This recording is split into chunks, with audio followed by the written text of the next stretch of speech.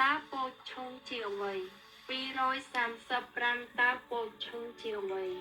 ឈ្មោះថតថ្លាថ្លែងនាំឲ្យត្រាស់ដឹងមានអង្គ7ប្រាប់ជាដំណឹងតស៊ូខំប្រឹងនឹងបានជោគជ័យផ្កាយអភិធម្មផ្កាយងោដោ236តាពោតឈុងជាអ្វី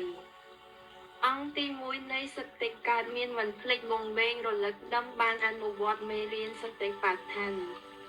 ផ្កាយអភិធម្មផ្កាយងោដោ237តាពោតឈុងជាអ្វី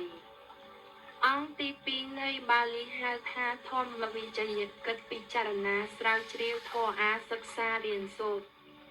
ផ្កាយអភិធម្មផ្កាយម៉ូអូកាតាបំណូខំមិនទីផ្កាយទី28ខែតុលាឆ្នាំ24